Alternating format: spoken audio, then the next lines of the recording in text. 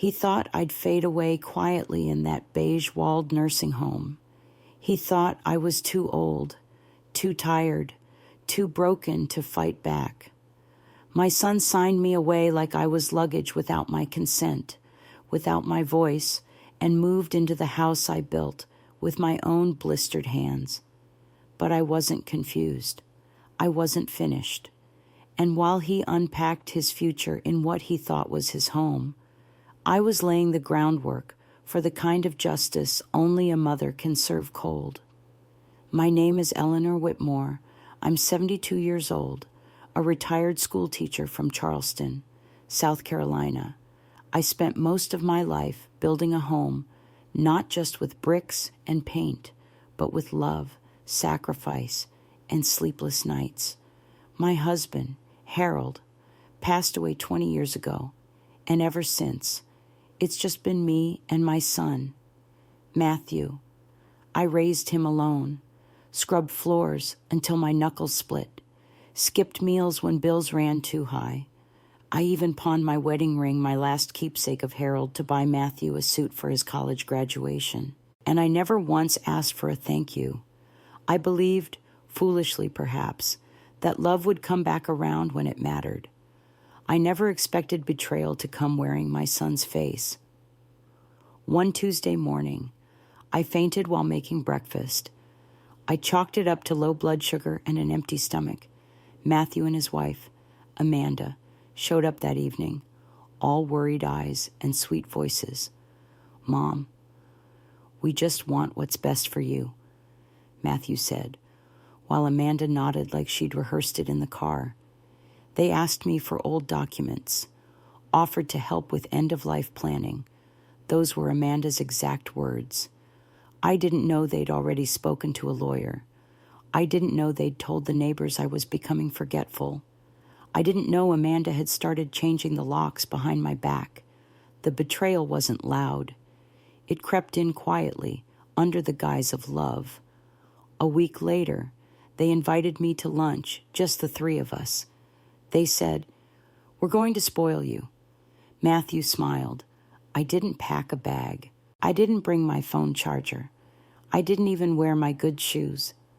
I had no idea they were dropping me off at a care facility with beige walls, plastic flowers, and no return ticket. Just for a few days, Matthew promised. He hugged me like he meant it. Amanda kissed my cheek, her lip gloss cold and fake. Then they walked out and never came back. That day, sitting in a room without family photos or familiar smells, I realized something deep in my bones. They weren't just moving on with their lives. They were burying me alive. But they forgot one thing: I was still breathing. I sat on the edge of that narrow twin bed, hands folded in my lap, like I was sitting in the front pew of a funeral. Only this time, the funeral was mine. A quiet one. No eulogies, no flowers, just the soft hum of a vending machine down the hallway and the faint antiseptic sting of the bleach-scrubbed walls. They called it Golden Oaks Senior Care, but there was nothing golden about it. The walls were beige, the curtains were thinner than paper, and the air held a kind of stillness that only comes from waiting for pills, for visitors, for someone to remember you. A nurse came by and handed me a clipboard. "You'll need to sign here," she said gently. I looked down. My name was already there. Next to it, in bold ink, Matthew Whitmore, Power of Attorney. My breath caught. I looked up at her, confused. "I didn't sign this." She blinked slowly, the way people do when they're trained to stay calm. "According to this, ma'am, your son has legal authority to admit you for long-term care. Says here you've had confusion spells." I wanted to scream, but I didn't. Not because I wasn't angry. I was. But deep down, I knew screaming would only prove them right. So I waited. 3 days passed in silence. I watched the sun rise through the plastic blinds and fall again over the same concrete courtyard. Meals came on trays. My calls went unanswered. No visits, no explanations. Just a slow erasure of everything I'd worked to build my independence, my home, my voice. On the fourth day, they finally let me use the facility phone.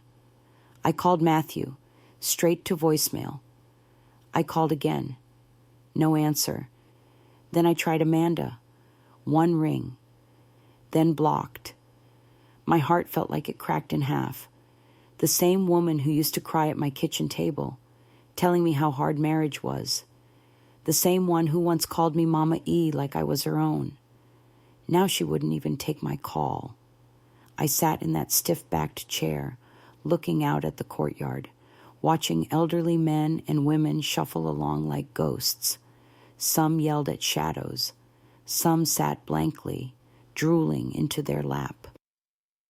And I thought, is this how I end after all the years I held my tongue, kept my hands busy, and gave everything I had? Is this my thank you? No, not like this. That night, I asked a night nurse for a notebook. I like to journal. I told her, forcing a smile. She brought me a small spiral one from the craft closet. I didn't write poetry. I wrote a plan, dates, accounts, deeds, people, everything I still remembered. I wrote down my lawyer's name, Rachel Monroe, who hadn't heard from me in 2 years, but had always said, "You ever need anything? Eleanor, I'll be here." They thought I'd go quietly. They were wrong. Rachel didn't answer the first time I called. I didn't blame her. It had been years. But I left a message sharp and short. "Rachel, this is Eleanor Whitmore. I believe my son has committed fraud and placed me in a facility against my will. I still have access to our joint account and legal documentation. Call me." She called back by noon the next day. "Mrs. Whitmore," she said, stunned. "Are you safe as a woman can be when her only child signs her life away and thinks she won't fight back?" There was a pause. "Tell me everything," she said. So I did. Rachel drove down herself 2 days later, walked right into Golden Oaks, soaked from the Charleston rain, and told the front desk she was my attorney. She had a briefcase in one hand and a fire in her eyes. "You're not staying here another week," she whispered to me in my room. "And if they push back, we sue the pants off them." I almost cried, but instead, I breathed. For the first time in days, I really breathed. We went through everything together. The power of attorney forged, the deed to the house, still had my name, only mine. The joint bank account he thought I'd forgotten, but I hadn't removed him, not because I trusted him, but because I wanted to see what he'd do. And he did exactly what I feared. Rachel filed an emergency motion to revoke the forged POA. The facility's own doctor submitted a statement confirming I showed no signs of dementia. We filed charges for elder exploitation and fraud. We froze the account Matthew had been using to pay his fancy mortgage. And just like that, I walked out of Golden Oaks on a Wednesday afternoon. No hugs, no apologies, just a bag of clothes and a slow, steady walk out the door. We didn't go back to my house. I didn't want to. Rachel put me up at a quiet little inn while we filed a petition for a partition sale. See, Matthew had moved into my house without permission, so if he refused to leave, we'd force a sale through the courts. And since my name was the only one on the deed, every dollar would come to me.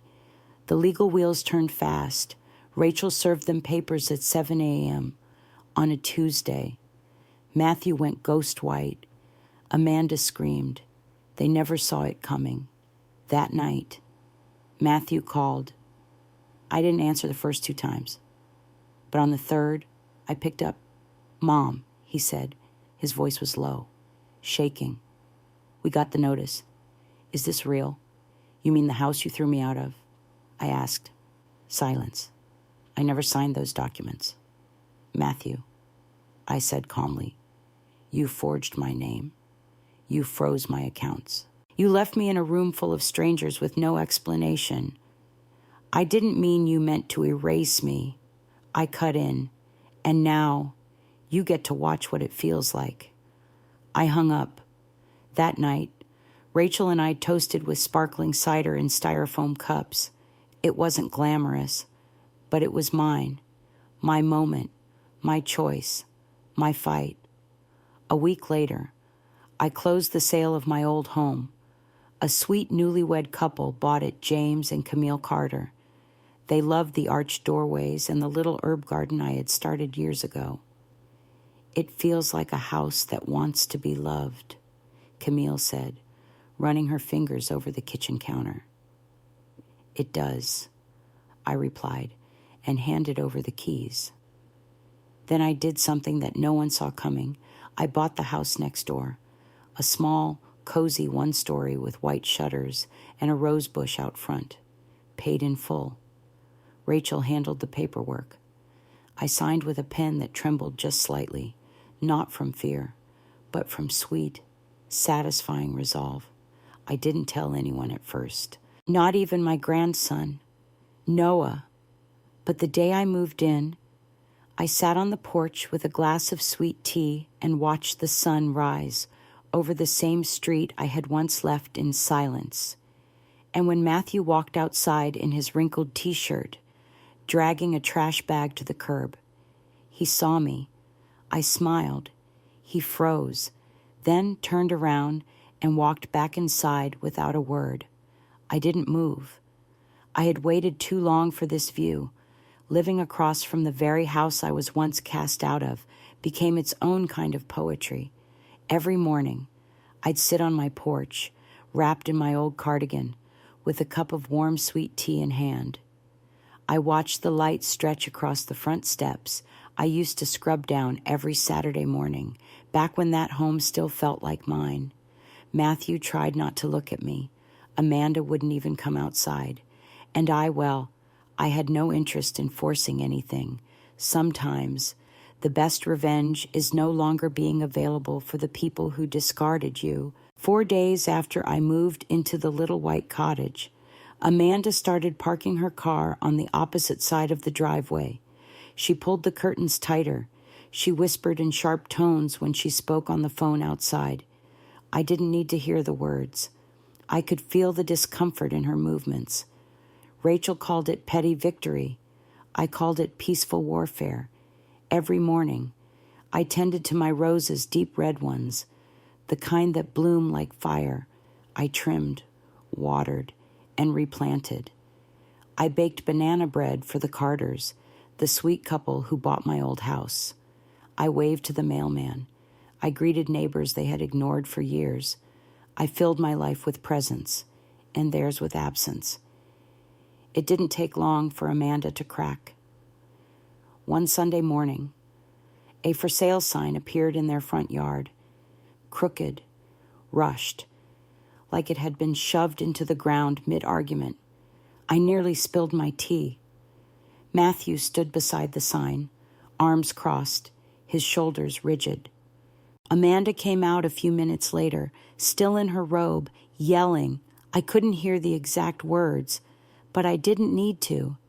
She was pacing, pointing, her hands flailing in the air like flags of surrender, and I sat quietly on my porch, like it was a matinee I didn't buy tickets for, but had earned the front row seat. A few days later, my grandson Noah came walking up the sidewalk, backpack slung low, his sneakers scuffed. He looked older than 15, tired in a way kids shouldn't look. He paused at the fence, then crossed over and knocked on my screen door. "Grandma," he asked, "can I sit with you a while?" I didn't ask any questions. I just pushed open the door and nodded to the second rocking chair. We sat side by side for a while. I poured him a glass of iced tea, just like I used to when he was little and scared of thunderstorms. He stared straight ahead, then whispered, "They told me you had dementia. that you weren't safe alone. But you don't look confused to me. I smiled, gentle and slow. I never was. He blinked. Why'd you buy the house next door? I sipped my tea and answered plainly. Because your daddy needed a reminder, one he could see from the porch every day. Noah let out a soft laugh, the kind that escaped when a truth lands a little too hard. You're colder than I thought, Grandma. I laughed too, a real, full laugh, the kind that starts in your belly and lifts your ribs. No, baby, I'm just finished pretending I owe anyone my silence. That night, Noah stayed for dinner. I made my sweet potatoes, the kind Amanda never learned how to season. We played a few rounds of cards. I showed him old photos, pictures of his grandfather, of Matthew as a boy, of birthday parties and Sunday fishing trips. He asked questions, real ones, not about the betrayal, but about the love that came before it. And I realized then, maybe this wasn't just a story about revenge. Maybe it was about reclamation, of legacy, of memory, of family, not the kind you're born into, but the kind you build back. The next morning, Matthew came to my door. I didn't flinch. I didn't get up. He stood there, hat in hand, like a little boy who knew he was about to lie. Why are you doing this? He asked. I took a sip of tea, doing what living here, watching us. I tilted my head. I bought this house because I like the view. He exhaled sharply. You're trying to humiliate me. I shook my head slowly. No, Matthew. That part already happened. You did that when you called me a burden. He looked down at the porch floor. I continued. I raised you. Alone. I carried you through everything. And when I needed help, you left me in a room full of strangers and called it love. I thought no. I said firmly. You didn't think. You assumed I wouldn't fight back. You forgot what I'm made of. He didn't say another word. I stood slowly and walked to the door. This is my piece. Matthew. Don't knock again unless you plan to earn your way back into it. Then I closed the door behind me. No drama, no tears, just the solid final sound of a mother reclaiming her boundaries. Weeks passed. Noah started spending more time at my place. He called it our house now. He helped me plant marigolds, chop onions for Sunday stew, and polish the old oak furniture I'd brought from storage. He never said it outright, but I knew things were falling apart in that house next door.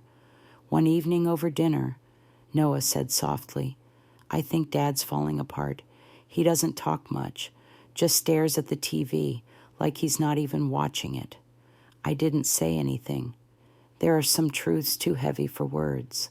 Later that week, we dropped off groceries at the church food pantry. One of the deacons, a kind man named Walter, pulled me aside and whispered, Miss Eleanor, we heard what your son did. We're so sorry. I just smiled and said, God restores what people try to ruin. He nodded, eyes full of quiet knowing. That weekend, I made an anonymous donation to the community center, $10,000, toward a senior outreach fund that would help other women like me, women who had been discarded by the very families they raised. Noah helped me deliver it. Why don't you put your name on it? He asked. Because the people who need it don't care who gave it. They just need to know someone did. He nodded thoughtfully, his young face wiser than his years. On Sunday, the smell of my sweet potato pie must have traveled through the neighborhood. Matthew came again. He stood on my porch for a long while before knocking. I opened the door, wiped my hands on a towel, and stepped outside. Danielle's not coming back, he said, looking more like a ghost than a man. I didn't respond. I tried to fix things. But it all fell apart. Still, I said nothing. Then he looked up at me, and for a brief second, I saw the boy I used to rock to sleep during thunderstorms. I messed up. "Mama," he said. "I thought I was doing the right thing. I didn't want to lose everything. You didn't take care of me." I replied, voice low but sharp.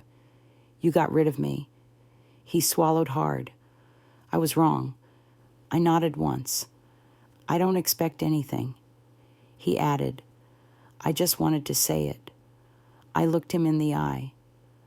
"You thought you could bury me, but you forgot what I gave up to raise you, to build that house, to keep your lights on, and you erased me like I was a page in your story that no longer fit." "I didn't forget," he whispered.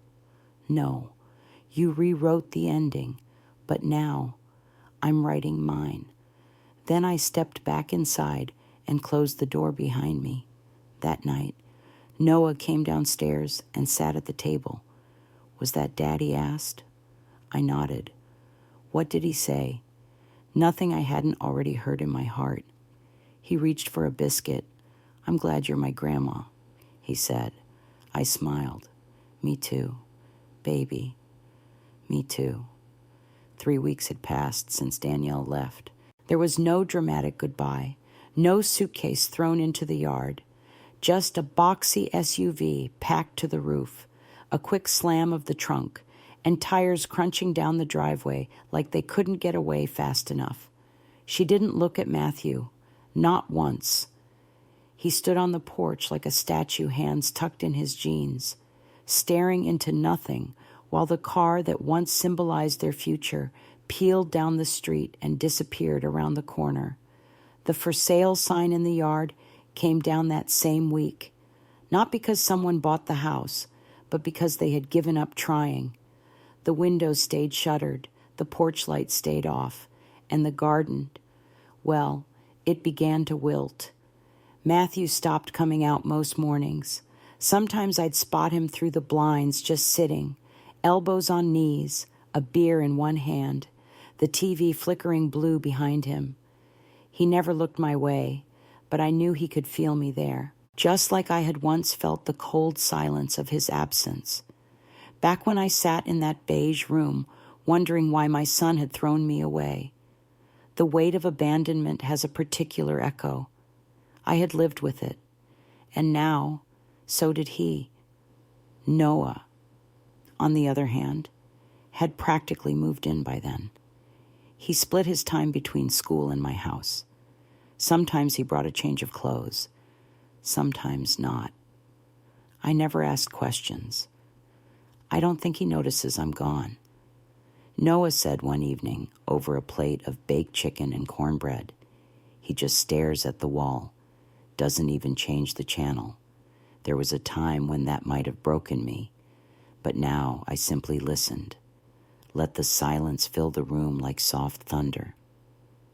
The next morning, I found Noah in the garden, gloves on, humming a tune I didn't recognize. He was planting new marigolds along the front fence. Their bright yellow heads caught the morning light like sparks. "You know," he said without looking up, "I heard them talking about moving. Mom wants to go back to Austin. Said she's done. And your father?" I asked. Noah shrugged. "He doesn't want to leave, but he doesn't want to stay here either." "Why not?"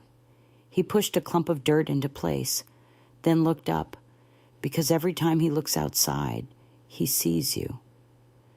I didn't respond. I just reached over and patted the soil down beside him. That evening, I pulled out the old notebook, the same one I started in that godforsaken nursing home, the one filled with bank statements, account numbers, dates, and memories that refused to be erased. On the last page, I wrote just one sentence. They thought they buried me. They didn't know I was a seed. Then I closed the book. For good. 2 weeks later, Danielle's SUV reappeared, but this time, it wasn't coming home. It was leaving. She loaded the car with silence. No shouting, no accusations, just a set jaw, a closed mouth, and a pair of eyes that had clearly stopped seeing Matthew as someone worth salvaging. I watched from my porch as she got in the driver's seat, slammed the door shut, and drove off. She didn't look back, not at him, not at the house, not at the life she had tried so hard to control. Matthew sat on the porch that entire afternoon, alone. No music, no wine, just the creak of his rocking chair and the echo of everything he destroyed. I thought about going over, saying something, maybe offering him a crumb of the comfort he never gave me, but I didn't, because his silence wasn't mine to fix. That night, Noah knocked on my door again. She left, he said quietly, didn't even say goodbye. I let him in, made cocoa, let him curl up on the couch under my favorite quilt while jazz played soft from the radio. I don't get it, he said eventually. They had everything. I looked at him and replied gently, no, baby. They took everything, and they built it on lies. That doesn't last. He nodded, slow and thoughtful. Can I stay here tonight? I blinked back the sting in my eyes. Of course, I said, any time. He stayed that whole weekend. We cooked together, played gin rummy. I told him stories about his grandfather, about how his dad used to skip rocks down at Shem Creek, about the time we got caught in a summer storm and laughed so hard we forgot we were soaked to the bone.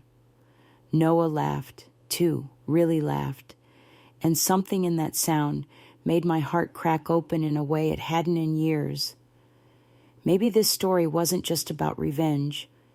Maybe it was about reclaiming something deeper, a name, a legacy, a love that doesn't disappear just because someone called it inconvenient.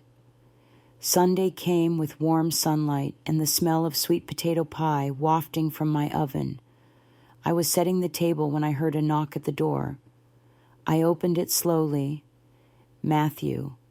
He stood there, hands in pockets, looking worn down and hollowed out, not angry, not proud, just tired.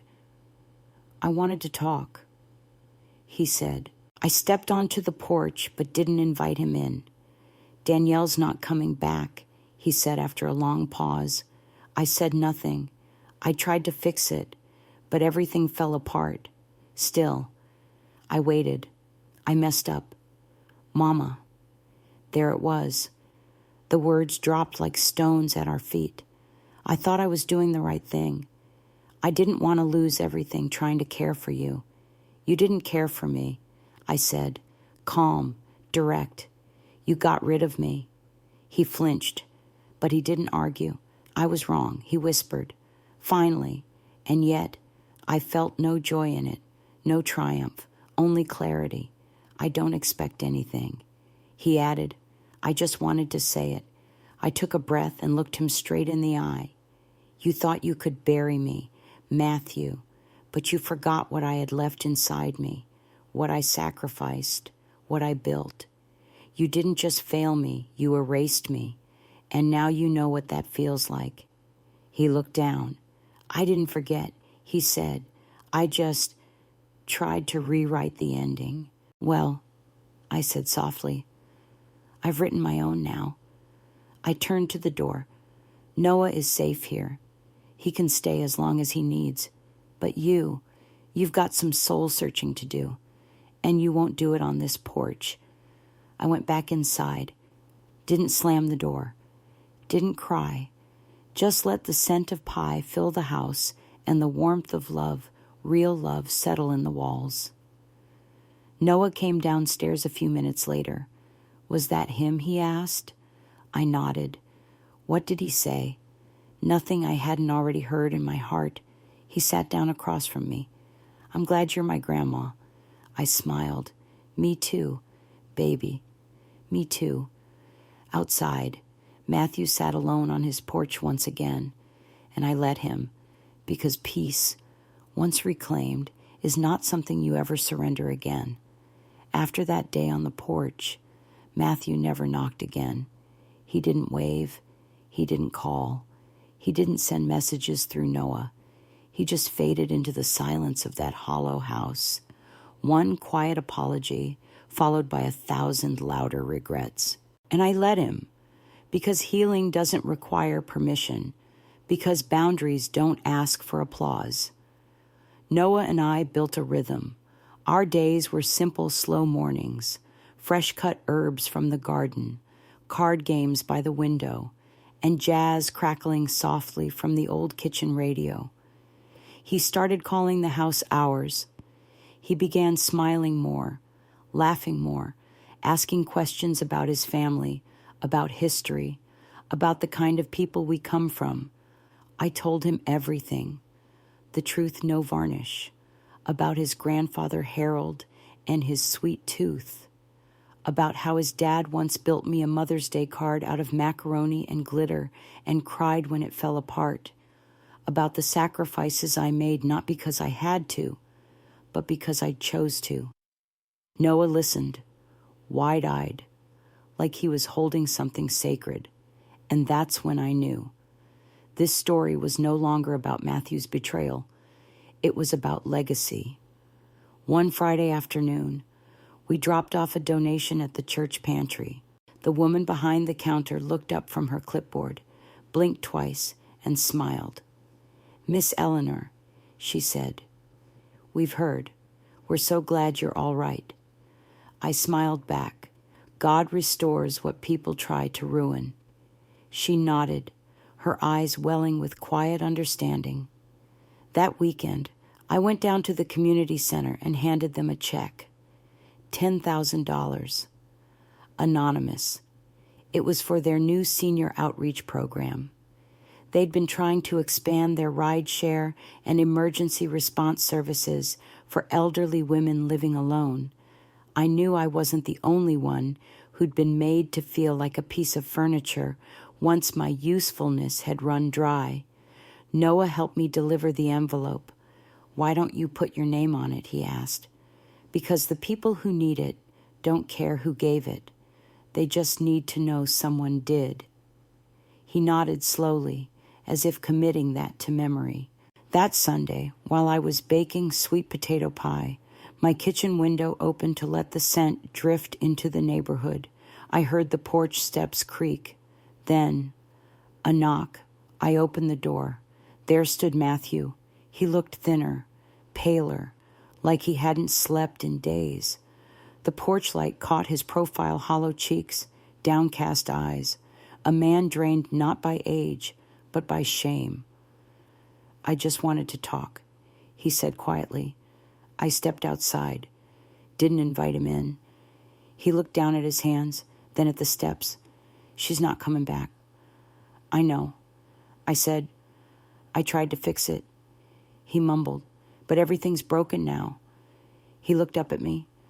His voice cracked. "I messed up. Mama." I didn't respond right away. He continued, "I thought I was protecting you. I thought it was the right thing. But then I saw the papers. I saw your name. I saw what I'd done." His breath hitched. "I didn't just steal your house. I stole your dignity."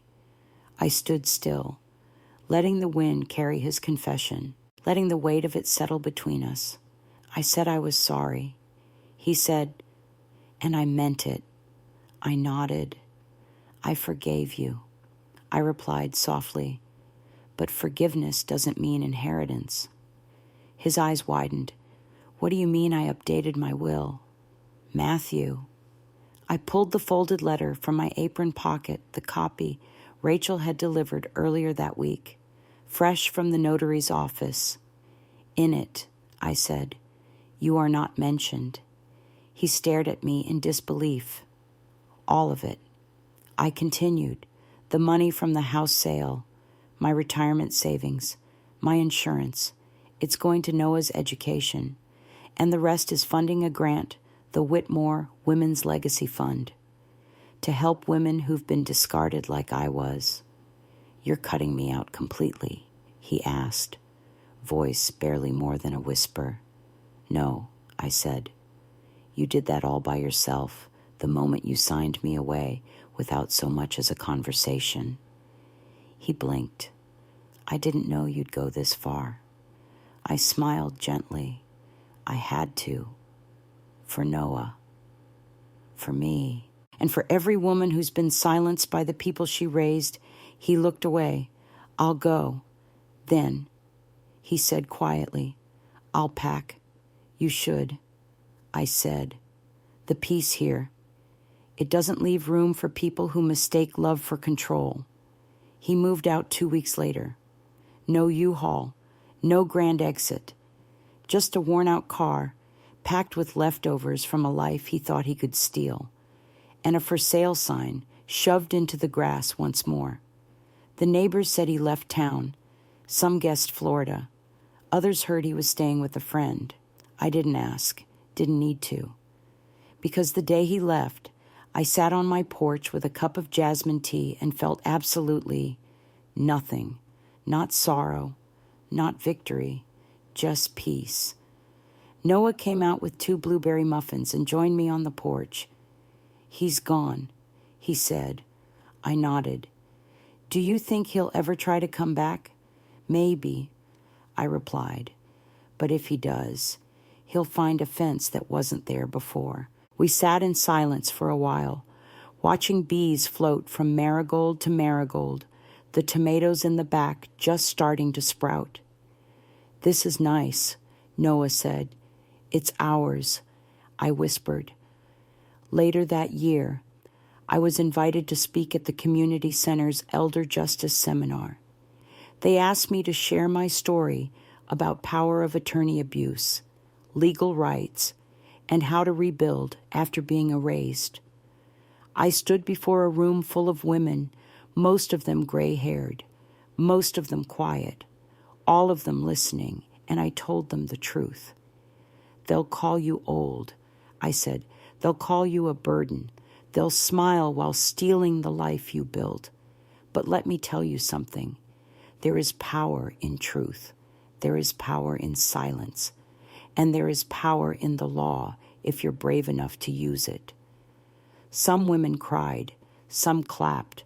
One came up afterward, hugged me tight, and whispered in my ear, "Thank you for reminding me I'm not crazy." And I thought, that's what it's really about, not just revenge, but restoration, making sure no other woman sits alone in a room that smells like bleach and pity, wondering if her life still matters. That night, as Noah and I sat at the dinner table, the little cottage glowing warm around us, he said something that made my heart stop for just a moment. "You're not a burden, Grandma." I smiled, slow and full. "I know, baby. I know that now." It had been 3 months since Matthew left the neighborhood. His old house sat dim and hollow, like a body without breath. The porch lights never turned on. The shutters stayed closed, even on sunny days. The roses I once planted along our shared fence bloomed wild now, stretching toward my yard like they knew where they belonged. Sometimes I'd see a flicker of light from the TV through the curtains late at night, long after most folks had gone to sleep. And once or twice, I saw him sitting on the steps with a beer in hand, staring at nothing, the way a man does when he realizes too late what he's lost. But I didn't go to him. I didn't wave. I didn't knock. Because peace, once reclaimed, isn't something you offer back to the people who shattered it. Noah, on the other hand, had made our house his home. He was thriving, bringing home good grades, joining a youth gardening club, and even asking if we could plant strawberries in the spring. Of course, we could. We could grow anything we wanted, because no one would uproot us again. One morning, I received a certified letter from my lawyer. Rachel, inside was the final version of my will signed, sealed, and notarized. It was everything I had wanted it to be. Every last dollar, every inch of property, every ounce of legacy, passed on to Noah and to a community fund for women like me. Women who gave everything and were left with nothing. Matthew got nothing. And that was not out of vengeance, but truth. Because some bridges aren't meant to be rebuilt. Some are meant to burn, so you never walk that way again. Sometimes, the most powerful thing you can do is choose yourself. Not out of selfishness, but out of survival. You are not too old to protect your voice, to reclaim your dignity, or to begin again. Peace is not something others give you. It is something you fight for, step by step, breath by breath. If this story moved you, we invite you to share your thoughts in the comments. Have you ever had to reclaim your voice or your peace later in life? Tell us your story. And if you'd like more heartfelt stories like this one, please subscribe to our channel. Your voice matters here, and you're never too old to be heard.